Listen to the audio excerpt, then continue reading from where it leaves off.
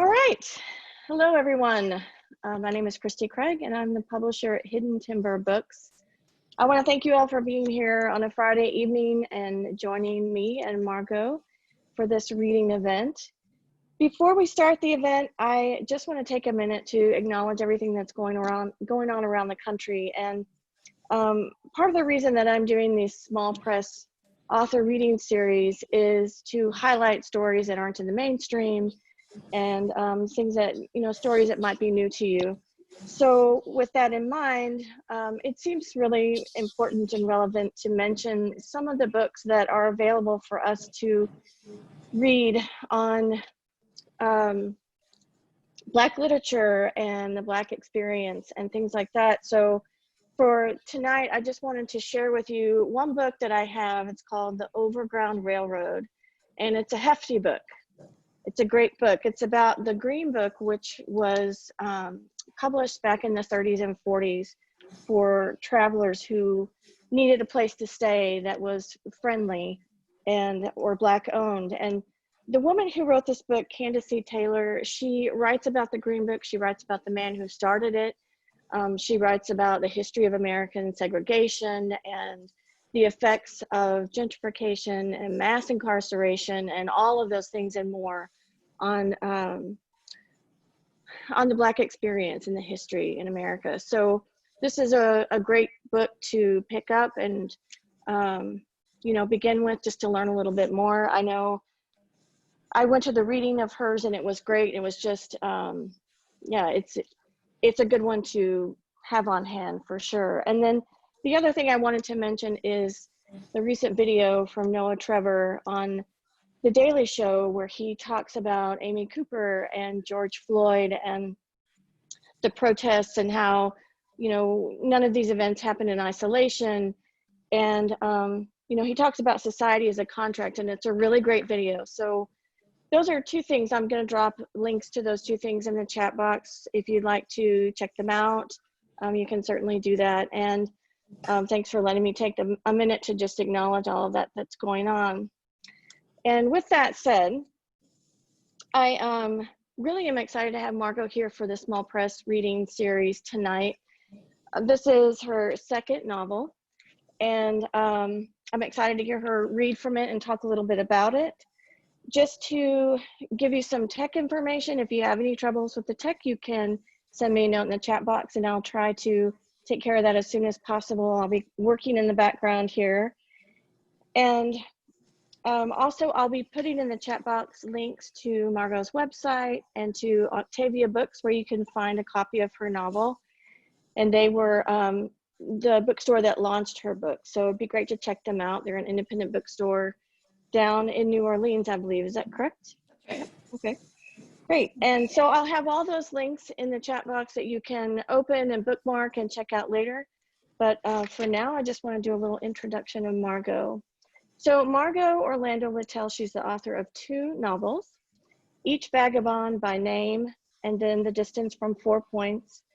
Her first novel, Each Vagabond by Name, was highly recognized for several different prizes. The University of New Orleans Publishing Lab Prize. It won an IPPY Award Gold Medal. It was longlisted for the 2017 Tournament of Books, and it was mentioned as one of 15 great Appalachian novels by Bustle. So with her new novel, The Distance from 4 Points, also being set in a small Appalachian town, I think it's going to be really nice to hear a little bit more about that one as well. So I will hand the baton to you, Margo, and thanks again for being here. Great, thanks so much, Christy, and thanks for everyone here who's watching. I just wanted to say that a lot of times right now, people will ask me what it's like to publish a book during a pandemic, or if I'm able to write during the lockdown. And I think part of what they're asking without realizing they're asking it is, how do you find the words for this moment? Right now with the pandemic and with the riots, there is a failure of language for sure. And it's hard to find the right words to describe and explain what's happening. So what I hold on to as a writer, when I start questioning what role art plays at a time like this, what role writing plays at a time like this, it's just the storytelling is what connects us. It's always connected us. It has a place in moments of crisis. It has a place in moments of calm. It's a deeply human endeavor. And it's one of the many paths we can follow right now to educate ourselves and to widen our minds and to start doing the very crucial work that we need to do right now. So as writers right now, we can work to amplify other voices in our work and in our reading and in our advocacy. And just the stories are what will see us through and connect us in the end. So with that said, I'm really grateful for the opportunity to talk about my own story tonight. This is my new novel, The Distance from 4 Points. And it has a really beautiful cover from the University of New Orleans Press.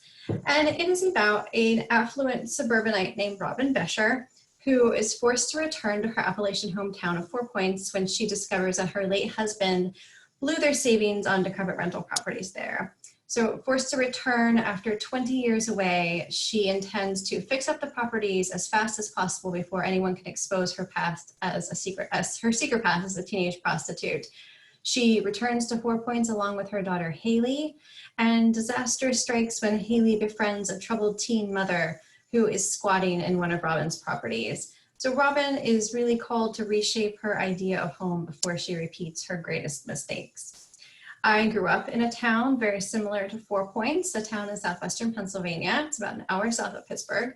And I was driven to write this novel because I was inspired by some of the strange juxtapositions in my town. It used to be a very wealthy coal and coke town, and some of the wealthiest business people lived in ornate mansions along the main streets of town. These are homes with turrets and wraparound porches, red brick exteriors, yellow brick exteriors, ornate stonework and stained glass. And as the city's fortunes fell, these houses also fell into disrepair, and many of them are now actively crumbling. But even though they are actively crumbling, and most have been split into rentals, duplexes or triplexes primarily, a lot of the old grandeur still remains. So there is still the original woodwork in many cases. The ornate stained glass is still there intact. So it's this very strange blend of absolute squalor and this extreme beauty. So I always suspected that I would write a story that featured these homes. And there was one home in particular that really captured my imagination. It's a home that is near the place where I grew up, near my parents' house. It's a red brick, 5-bedroom, giant home with a turret and a porch and stained glass, woodwork, all of it. And when I began researching this novel, I had a realtor take me around to my hometown and go into some of these properties, because looking online at rental listings and sale listings wasn't enough. I needed to see some of these places in person. And what I saw really informed my story, was the foundation of my story, really. These are homes that, like I said, were so beautiful. In 2 cases, when the realtor went to let me into the house, the door of the home actually fell off its hinges when he went to unlock it. Some had floors that were unsafe to walk on. Some had ceilings that had collapsed. The smell was untenable, and it was hard to even walk inside. When we went into this house that I mentioned, this beautiful red brick home, we really felt such a spirit there, despite the absolute decrepitude of this place. It had been split into a triplex. It was completely destroyed. It had been abandoned for years. And even though we walked out, thinking, oh, that's a real wreck, we couldn't stop thinking about it. And many months later, friends of ours bought this property and invited us to partner with them to flip it, which we did. So we spent a couple of years working on restoring this historic home, changing it back into a single family house, and really bringing it back to its former glory. This all happened concurrently when I was writing The Distance from 4 Points. And this is where my fictional story and my own real life became very strangely interwoven. Because when we finished the renovation of the house, we couldn't sell it. We tried and we couldn't, because it was not the right time, not the right area for the house that we were trying to offer. And so we had to offer it up as a rental and take in tenants, which we did. And there's no end to the stories I could tell about the terrible experiences we had with our tenants. But I became a landlord, is the point. And just like Robin in my novel, who becomes a landlord when she returns to 4 Points against her will. So I hadn't planned that when I set out researching and writing this novel. And a lot of overlap began happening between Robin and me. She has a squatter in one of her properties, and we ended up with a squatter in our beautiful home. And things like that just kept happening. It was a very strange blend of fiction and reality. And culminating the strangeness, my official pub day for this novel was last week on May 28th. And on May 29th, we finally signed the closing papers to sell the house to a family. So the story of the house and the story of Robin in 4 Points had the same timeline. They followed the same path, and they both came to a conclusion with a launch and a sale at almost the same time.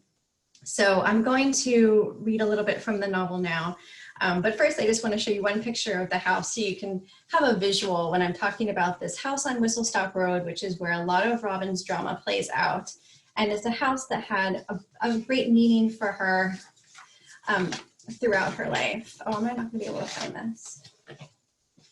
Well, I will show you a room. The picture of the house seems to have gone missing, but this is a beautiful part of the home when it was restored. You can see the original detail and the woodwork and the brick that is there. It's all these echoes of better times and better places. So I was really pleased to be able to have a part in restoring the house. Oh, here it is. I just picked it up. This is the exterior in its finished form. Truly beautiful. You can get a sense of its mystery even just from this one picture. This is a house with a lot of soul.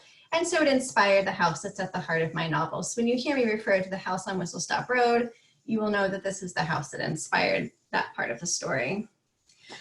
So I'm going to read now from a section toward the beginning of the novel. And it occurs when Robin has faced a disaster with one of her rental properties. A tenant has abandoned the property, but not before leaving, she destroyed the place. She filled a sink to overflowing, left the water running, destroyed the kitchen countertops in a very inventive way. And Robin is desperate now. She's done the necessary repairs and she's forced to find a tenant because she needs the money as soon as possible. So she knows she can't be picky about who she accepts as her renter. So in this scene, she meets the only person who called about the listing, and it's not who she expects. There was only one voicemail. One single unpromising voicemail in response to the ad she'd placed for Anne's apartment. A woman who said, calling about the listing, and gave a phone number. No one answered when Robin returned the call, but she left a message inviting the woman to visit the property at 4 that afternoon. Unsure if anyone would show up, Robin arrived early to turn on the lights and wipe the new countertops. She waited anxiously by the front window. It didn't matter who came as long as they left the first month's rent behind. She would not ask any questions. She needed this woman, whoever she was, to say yes. A beat-up Camry pulled to a stop in front of the duplex. Robin smoothed her hair, plucked a piece of brown leaf from the carpet. She stood and looked out the window once more. Oh my God, she said. The voice on the message had been so ordinary, a local woman making apartment hunting calls. But it wasn't just any local woman coming up the walk. It was Cindy Sweeney, more than 20 years a stranger. Cynthia was on the porch preparing to knock. She wore makeup that was too dark for her complexion. She had long, fried hair that would be just as sticky and stiff as it had been all those years ago if Robin were to touch it. She was tall. She was big breasts, big bones, and she filled the space around her in a way that seemed to dare Robin to tell her to step aside. Cornered, Robin froze. She wanted to deadbolt the door and run out the back, but she couldn't. Winter was a bad time to hunt for tenants, and the possibility of 1118 and a half sitting empty until spring was very real. Robin did what she had to. When Cindy knocked, Robin opened the door. There was a flash of surprise and immediate recognition. Robin fucking Nowak, Cindy said. Besher now. Right, Ray Besher, your Moneybag's husband. Heard about that. Ray's dead. She said it without thinking, the words rousing challenge, even triumph. You think you know me? You don't know anything. Cindy squinted, appraising. That why you're back? You think I'd be back here if I had a choice? Cindy dismissed the question with no more than a loud exhalation. So this place is yours. I'm getting some things in order before going back to Mount Rinda. You too good for us? Robin was freezing by the open door. You still want to look around? I'm here, ain't I? Neither woman spoke as Robin led Cindy through the living room and into the kitchen. With new carpet, tiles, and counters, both downstairs rooms were nicer than most Four Points rentals, but Cindy made no comment. Upstairs, the two small bedrooms were in worse shape. Stained beige shag carpet, crooked window blinds, bare bulbs. With 3 strides, they were in the bathroom at the end of the hall. Discolored bathtub, no shower, an old white porcelain sink over exposed plumbing. This place is a shithole, Cindy announced. Back downstairs, they stood under the harsh overhead in the living room. It'll be me and Amber moving in here, Cindy said. Keep to ourselves pretty much. You won't have a problem with us. Amber? My daughter, 13, 8th grade at Sacred Heart. Of course Haley's tormentor was Cindy Sweeney's daughter. Robin almost laughed out loud. I really don't think... Cindy cut her off. I'll be straight with you, she said. She draped her long ponytail over a shoulder and twisted the ends around her fingers. I'm in a bad situation, okay? Trying to get out and start over. I don't have a lot of choices here. You as my landlord? That's bullshit. Fuck it. Fuck you too. This is what it is. Someone else came by already, Robin said. She smelled cigarette smoke when Cindy scoffed. And you're a smoker. It's a non-smoking property. For a long moment, Cindy looked at her and Robin looked back. Mascara clumped lashes, pockmarked cheeks, the skin across her collarbone wrinkled and limp, old before its time, the yinzes, the ain'ts, the fucks. If Robin closed her eyes, she'd see 16-year-old Cindy, the coin flip side of this woman standing in the living room. Against all odds, she needed something from Cindy Sweeney, her money, what little there was, and her assurance that under her watch, nothing calamitous would happen to this apartment. There were other people, surely. If Robin waited long enough, she'd find someone else, but she couldn't wait. Cindy wrestled through her purse. Here's the first month, she said. $400. You want to count it? She extended a second-hand envelope from a credit card bill, the jagged flap resealed with a piece of Scotch tape. Robin shoved it into her pocket. Cindy, yeah? There's a nun next door. She won't bother me. She'll know who's coming and going. So I don't want her to be uncomfortable. Cindy took one step closer to Robin. I work at Walmart, she said. Got it? That's what I do. I work the fucking register. Sometimes I work all fucking night because we're open 24 fucking hours. You want my name tag, a pay stub, my timesheet for the shifts I pull while you're sleeping like a goddamn princess? I just had to say something. You just had to say something. Bet you've been waiting to say something for a long fucking time. A moment passed. Robin asked quietly, do you know who lives in that house now? Every memory she had of Cindy was wrapped in that basement, that hulking specter on Whistlestop Road. Hell no, Cindy said. You should drive by now you're back. She turned to the door. We're the same, you and me, she said over her shoulder. I'm a team member at Walmart. You are a fucking slumlord, a fucking slum lady. Don't worry about the nun. Nuns love people like us. They have to love the sinners the most. The door was too hollow and cheap to properly slam. It was fully dark at 4:30 p.m. when Robin left Nettle Street. Even though Haley was waiting at home, Robin skipped the turn that led to their rental and wound toward the river to the house on Whistlestop Road she used to share with the Sweeneys. She turned onto the street as though under a spell. Whistlestop Road was a dead end and a hill street, set high above the river and the west side of town, accessible by the winding artery of Ember Street, or by one of the steep, narrow staircases linking these high upper streets to the railroad tracks on Water Street below. Through the darkness, Robin could make out the stone wall that split, spilling into the narrow steps. If she walked to the precipice, she'd be able to hear the Yock, frosted thickly with ice now, but never still. Don't fall in, Robin used to tell Cindy, a blackout drunk long before she had a legal ID. That river, always threatening to take someone, and all Robin had done was move a little ways downstream. Past 2 boxy, unkempt houses and a prefab ranch with a collapsing side deck stood the house she sought, the last on the left. 3 stories of dirty red brick, 2 windows sloppily boarded on the second floor, the attic windows missing entirely, a large bowed picture window, a hole shot through the right-hand pane, overlooked a wraparound porch littered with broken bricks, cracked cement, and pieces of old wooden railings. The second floor bedroom windows looked down onto train tracks. In the fall, the turret window revealed a sea of red and gold, the tracks and the Youghiogheny River winding through in ribbons of bronze and onyx. On the front door fluttered a white notice, condemned. Impulsively, Robin turned off the car and stared at the house, larger than she remembered, farther away from the neighbors. The extent of disrepair was surprising. It had always been shabby inside, unabashedly dirty, full of furniture scavenged curbside on trash day. The paint had been peeling, the hardwood floors had creaked and cracked, and the rattling wooden windows had let in every icy gust. The house had been rough, but not wrecked like it was now, the window panes not shut or shattered. Robin saw herself, 16, climbing out of her beat-up white Mazda, indigo black hair loose to her waist, slouching up to the porch where Rochelle would push open the screen door and say, "Cindy's in the basement, go on down." 27 years ago, as clear as yesterday. Robin remembered too well what went on in that basement, but she wasn't willing to revisit what had happened in one of the rooms upstairs, the room where her son had slept.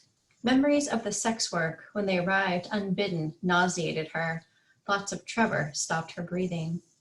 Wind gusted. A shingle from the roof cartwheeled to the ground. She tasted blood. She'd bitten through the skin behind her lower lip.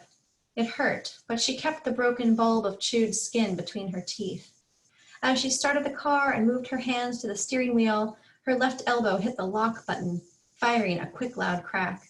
The noise roused dogs in the house across the yard. 2 tall black Dobermans threw themselves at the fence, jumping and barking, straining against the strips of blue tarp woven through the chain link. A light flickered in the kitchen window of the old house, weak as a candle flame. Nothing but a nervous illusion, the reflection of a star. Robin K-turned the car and left the house behind. And of course, the candle flame flicker that she sees is not just a reflection of a star, and is actually a person who's going to sort of change the trajectory of Robin's time in 4 points. So if anyone has questions, I can take those now, or I know Christy had some questions she wanted to ask, not Cindy. Yeah, thank you for that reading. I love what you said too about just the idea of, reshaping the idea of home and rebuilding a home and preserving the story there, and the history of place. I think I love that aspect about stories when the story is really rooted in the place, and whether that's just the landscape or an actual physical house. Mm-hmm. So I'm interested though, it's about place and it's about home, and your cover is full of beautiful flowers. So I'm just curious about what it was like to choose a cover for your book, and how that relays part of your story for the readers. Sure. Choosing a cover, I think, is one of the most nerve-wracking parts of the process. I didn't choose my own cover. It was designed for me by the press. And I think that's when you feel, for me as a writer, that's when I feel sort of the most at the mercy of someone else in the process, because someone else is taking your story and giving it a visual. And it really requires them to have an understanding of not only the book and the plot and the place, but also a sense of what you're trying to do with the story. And so when UNO Press was designing this cover, they asked if I had any ideas for the direction I wanted them to go. And all I said was, I think maybe some kind of weed. All the streets in the book where Robin has her rentals are named after weeds that are indigenous to Pennsylvania. And so I said, maybe a weed, maybe a dandelion. She ends up living in this rental on a street called Dandelion Drive, maybe a dandelion. And this is what they came back with, and I was floored. It's really perfect. And what I like about this cover is that it has sort of the whole life cycle of the dandelion. In full flower at its root. It has the seeded dandelion image. And to me, dandelions really perfectly encapsulate Robin's story, because no one wants a dandelion in their yard. It is an unwanted weed. It has a beautiful color. I guess you could see some beauty in it, but most people just, they pull it out, they mow it over. No one wants a dandelion around. But when dandelions reach the end of their life cycle, and it becomes the seeded orb, you pick it and blow on it and make a wish. And it becomes this very momentary bit of magic from this unwanted weed. And to me, that represents a lot of what Robin goes through, because she hates 4 points. She goes back kicking and screaming. And yet in the end, she, without giving too much away, she does find a bit of magic and a bit of peace. And without that, I don't think her story would have been fully told. And so I think this cover really does a nice job of capturing her whole journey. It's very cool. Thank you. Before I have another question, but before, I want to make sure everyone else knows that you're welcome to ask questions. If you've got something or a comment that you'd like to make, you can use the chat box and either let me know that you've got a question or you'd like to have a bit of discussion, and I'll keep an eye on that. And while I'm waiting on that, I was just thinking, you know, it's funny that you talk about dandelions and you talk about those things as weeds, because for me, it's all about perspective, right? I live in Milwaukee, and I'm not too far from Lake Michigan. And there's a certain time in early summer or late spring where all the green space along the lake is full of dandelions before they mow them all down. And it's this beautiful yellow carpet. And you know, I always hate it when they mow it because it's so pretty right away, but you know what's going to happen, you know where things are going to turn. And so I think it's a lot about perspective. Yeah. And, you know, just hearing you do that short reading, I'm thinking too about that relationship between Cindy and Robin. And I wonder if at first or throughout this story, without revealing too much, if there's some part of Cindy that mirrors Robin, and, you know, where that relationship started, or what role she might play in Robin's life. So Cindy plays a huge role in Robin's life. I don't think Robin could have followed the path she follows without Cindy. They are very, very old friends. They were friends as teenagers.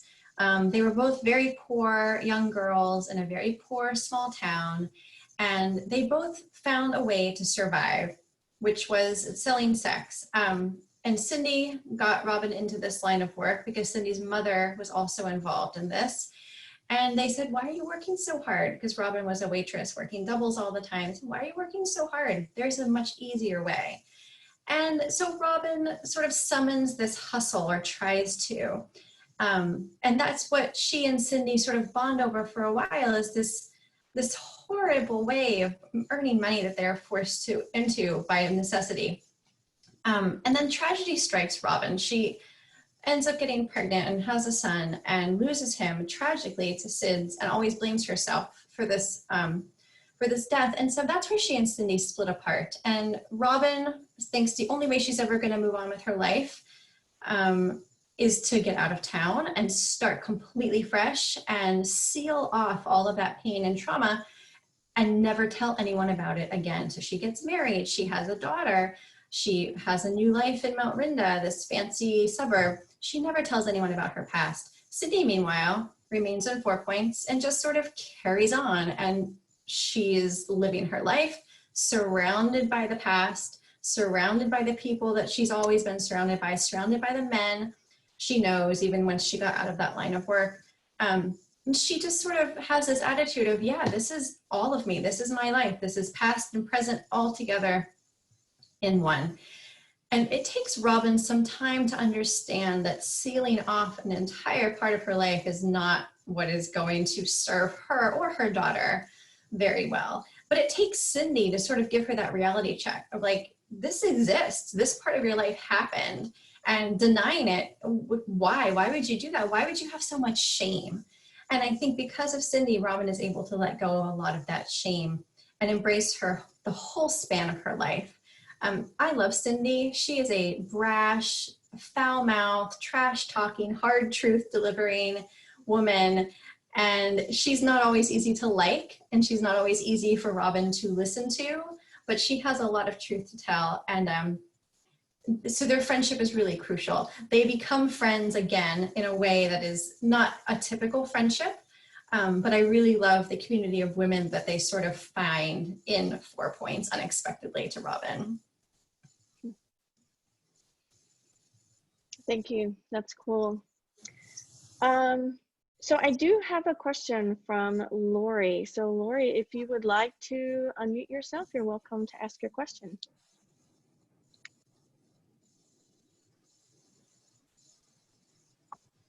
Hi, sorry, it took me a second to do that. Hi, Margo. Hi, Lori.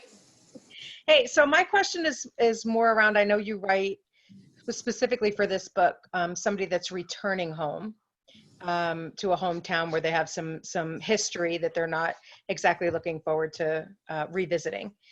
You yourself, I believe, have moved around quite a bit as an adult, and I was curious if you ever thought that you may end up moving back home. It's interesting. That was never part of my plan. I went to college in Ohio, then I moved to New York City for graduate school, then from there on and on to another country, other coast. And it was never, I never really felt like I would go back, and I probably won't, even though I have family there and I love to visit. But what this novel and all my work really, including Each Vagabond by Name, what I'm able to do through these stories is get back to my roots. That is why I tell stories about Pennsylvania. That's why all my characters live in small, former coal mining towns. This is a part of the world that I love very much. And it's a part that I like to explore in fiction. So it's my way of staying close to that part of my life, staying close to my roots. And also, I love writing about that part of the world, but I don't think I would have been able to write about it had I not left. And that's always been the case for me. I lived in New York for over a decade, and I've never written anything set in New York City. And I lived in California for many years, and I've never written anything set in California. So I think that I needed some distance from Pennsylvania to be able to write about it. Maybe with time and more distance from those other places where I've lived, I'll write about them too. But I don't think they're as deeply ingrained as Pennsylvania is for me.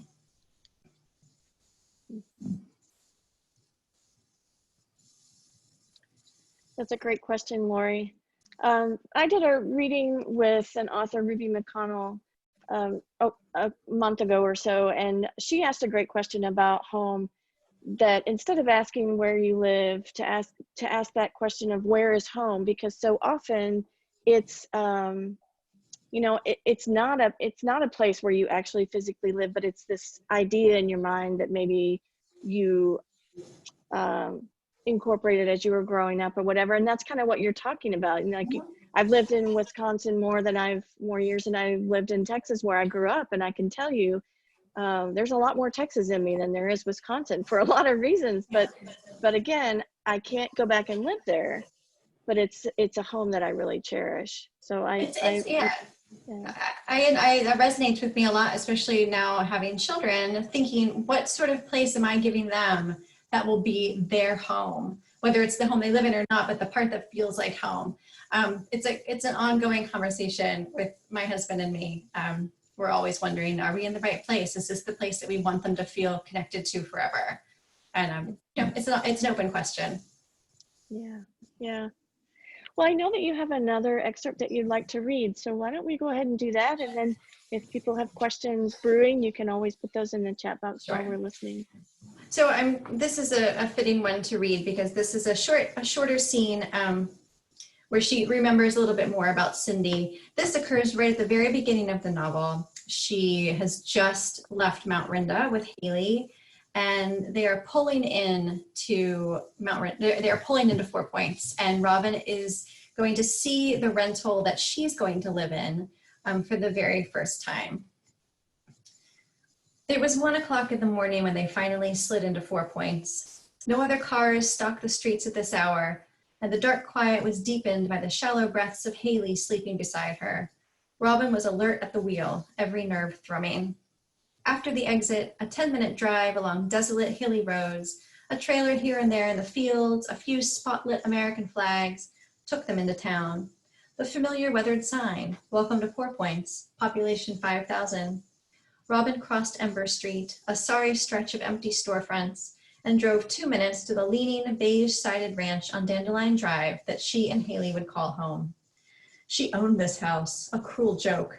It was in the middle of a street of small ranches. In the moonlight, they all had the same dull glow. Beside her, Haley stirred, lifted her head from the ski jacket balled against her door. She reflexively finger-combed her flyaway hair into a ponytail, her glittery lavender nail polish winking in the dashboard lights. Where are we? Dandelion Drive. Robin refused to say home. She found the plastic-tagged key in her purse. Ray's handwriting, 25 Dandelion. She stepped out of the car and onto the cement slab out front and held the flimsy aluminum screen door open against her hip. When she jiggled the key in the lock and pushed, the knob came off in her hand. Jesus, Haley said. Language, Robin said, but it was a reflex. There was no appropriate reaction, not tonight. Robin felt for a light switch and flipped on a dim, bare bulb overhead.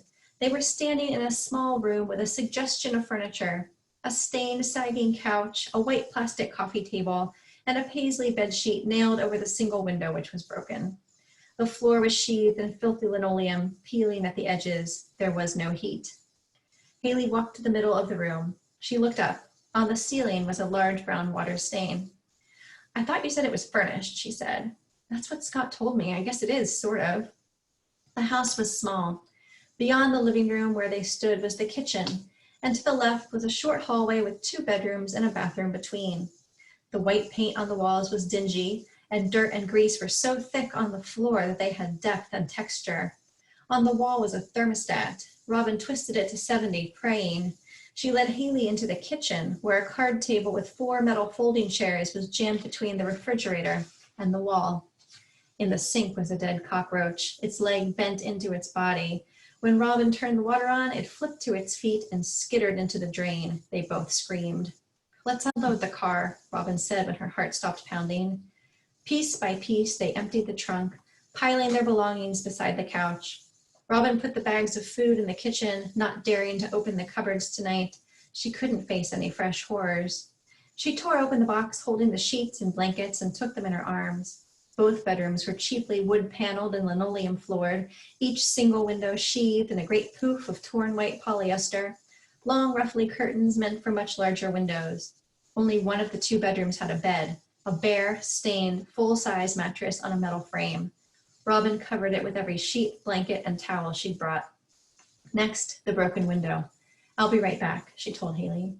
She went to the car, opened the back door. The ceiling light shone directly on Ray's toolbox. For a moment, she was overcome with anguish. She bent over, put both hands on the leather seat. She was failing, had failed. She'd lost their home, yanked Haley away from everything she knew and loved, and what she'd offered in its place was this. She was a terrible mother, selfish. She should have driven to 4 Points last week alone and prepared the house for their arrival. She could have brought a little furniture, arranged to fix the window, bleached and dusted every surface. Or, seeing what it was like, she could have figured out another place for them to stay. Instead, she dug in her heels, putting off her return until the last possible moment. Now here she was, without another option. Robin peered into the car as though Ray himself would manifest and save them both. Robin unlatched Ray's toolbox. A hammer, 3 wrenches, a complicated screwdriver with a set of 30 heads, a cordless drill and charger, nails, screws, bolts of all kinds. Then she saw them, almost hidden by the drill, 2 thick rolls of heavy-duty duct tape. Nearby, a dog growled, and some cold creature rustled in the hedges. She straightened, slid the rolls onto her wrist, held them aloft, triumphant, to show Haley as she walked inside. Dad's toolbox, Robin said. There would never be an end to the things that made them cry. Haley watched as Robin duct-taped a flattened moving box over the window. She guided tape along the edges of the cardboard and tore the strips with her teeth. The makeshift cover would have to do. Hot air gusted from a floor vent. The furnace worked. Though it was too late for deep cleaning, Robin stocked each room with a rag and a bottle of Lysol all-purpose spray and wiped down anything she and Haley might touch. Door frames, doorknobs, light switches, erasing previous tenants' fingerprints along with her own. The air now smelled of mildew and lemon disinfectant, and grease, dust, old laundry. As she crawled into bed, Robin brushed crumbs and strangers' hair from the bottoms of her socks. People lived like this, with so little care for their surroundings. She'd forgotten. Every woman she knew in Mount Rinda had a bi-weekly house cleaner. Haley wavered at the edge of the bedroom door. This place is disgusting, she said. Robin turned onto her back, hoping the mattress springs wouldn't prod so painfully. Yes, she said. Haley climbed into bed. She reached over and took Robin's hand, holding on for dear life. Robin lay still, listening. The furnace ticked on somewhere below them. Heat gusted briefly from floor vents. Through the thin walls and single-pane windows, nothing. The neighborhood slept. Robin took deep, deliberate breaths, but her heart kept pounding hard enough to hurt her ribs. The first memory to rush in was the feel of Cindy's hair, coarse with an almost sticky chemical sheen, like Barbie hair. Every couple of weeks, Robin helped Cindy rinse new purple auburn Clairol gel from her hair into the basement bathroom sink. The stained water swirled down the drain like blood. Robin used to dye her hair too. Her color was more dramatic, an indigo shadowed black that swallowed the light, made her capable of things, untouchable even when being touched. Robin was living with Cindy back then in a house on Whistlestop Road, renting a room from Cindy's mother, Rochelle. Robin waitressed every single night at the Rowdy Buck, but unless she dropped out of school, she wouldn't be able to earn enough money to rent a room and keep herself fed. She didn't want to drop out, but she skipped school now and then to pick up a double shift. Rochelle had scoffed at Robin's frantic nighttime waitressing when she first moved in. Working yourself to death, what for? She said. Easier ways to make money than that. Sin knows. Hell, I do too. That was the last Rochelle ever said of it. Cindy showed her the 20s wrapped with a hairband in her purse. When Rochelle saw that Robin had cut back her shifts, she raised her rent with a smile and expected it in full on the first of the month. When Robin started, she'd willingly followed Cindy's lead, expecting an innate inner hustle to reveal itself and get her through. It never had. She'd found her own way to survive. Passing through the doorway and descending the stairway to the basement, she'd convinced herself it was a kind of magical threshold, transforming her into someone else during the fumbling encroachments on her body. Now she found herself unable to tap into that long ago technique. She could no longer abandon herself. She had Haley. She passed through no magical threshold as she crossed from Mount Rinda to 4 Points. She was the same on the other side. Beside her, Haley breathed. We'll leave Robin there for now. Yeah. Dire Wow. straits. Yeah. Wow. Those are great readings. Thank you for sharing that. Thank you. Thank you. I'm glad to. I was thinking too about, earlier in your introduction, you talked about that overlap between fiction and reality. Mm-hmm. And I'm just wondering, you also mentioned that the trajectory of this novel followed the trajectory of the home that you restored and then sold. So with those things in mind, what was the hardest part about writing this novel?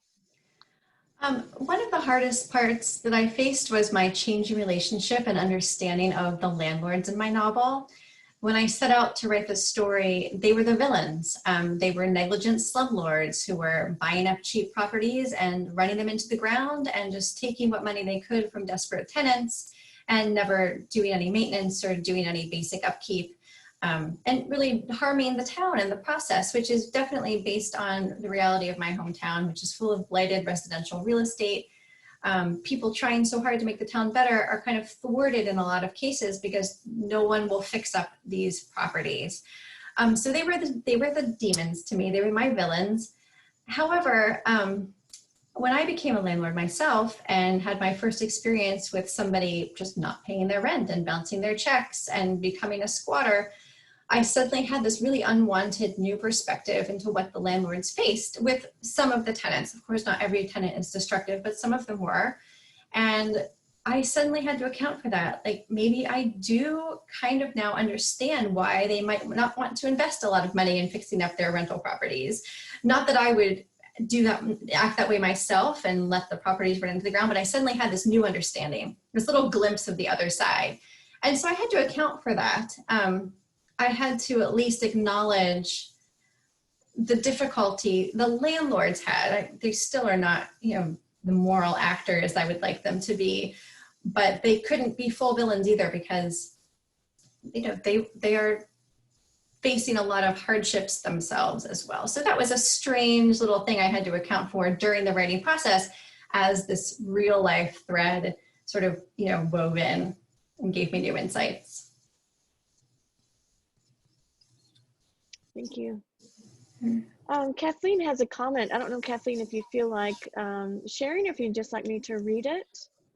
But I'll go ahead and read it, and if you feel like saying something, That's fine. you can. She just says she loves the zooming in from your readings and into Robin's past and personality juxtaposed with the present hell. And that's nice. that's true. That second excerpt especially really gave us a good glimpse of what she's experiencing. Yeah, and I think that's really important. Thank you for complimenting that. It's an important part of her story because so much of Robin's life in Mount Rinda, her suburb, was splitting off her memories and splitting off that part of her life, never talking about them, burying them so deeply that some days she could almost not forget, but not acknowledge that happened. Those things happened to her.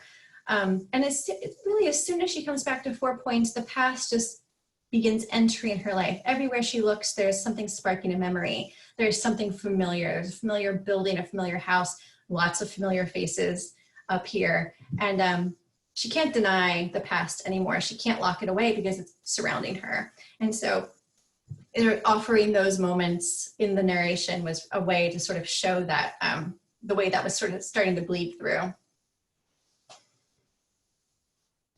Wow, that's great. We have a little more than 5 minutes left.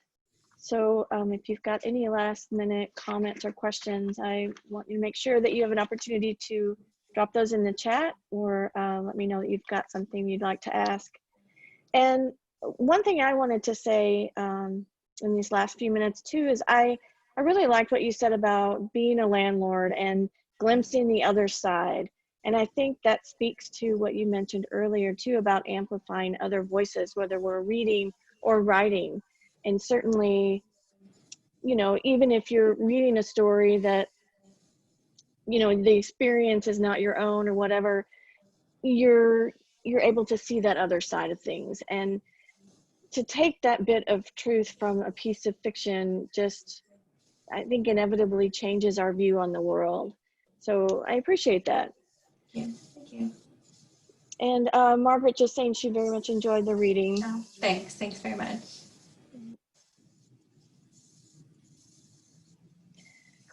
Well, I want to thank you. Could I say one thing?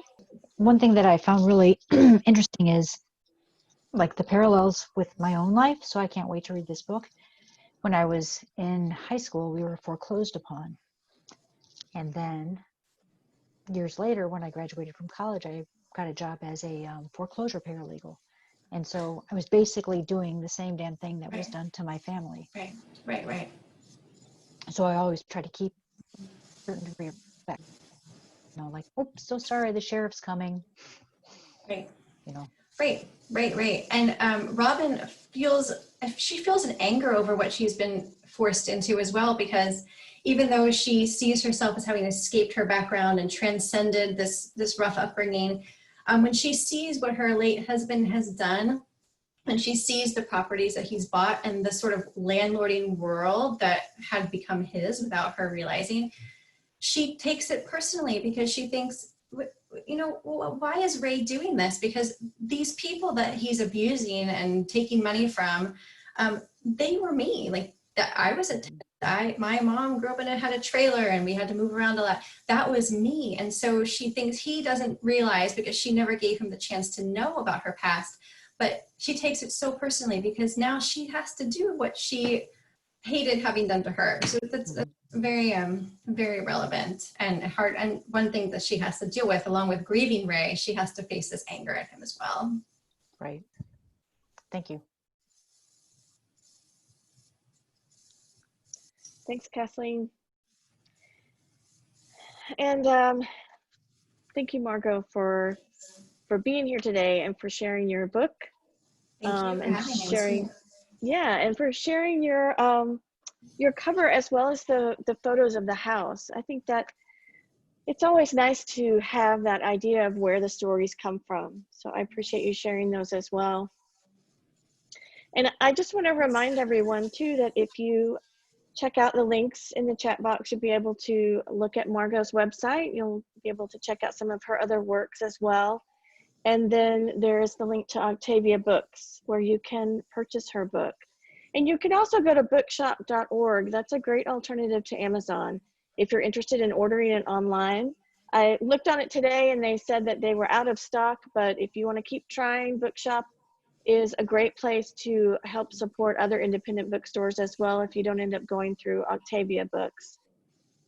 And I hope that you'll stop by hiddentimberbooks.com and you'll check out some of the other readings coming up. It's such a fun experience to be able to do these small press readings, to meet authors like Margo, who I might not be able to meet otherwise. You know, it's not always possible that authors can come to Milwaukee, and it's not always possible that I can drive to Pennsylvania. So it's wonderful to have this platform where we can connect and share your work with other readers as well.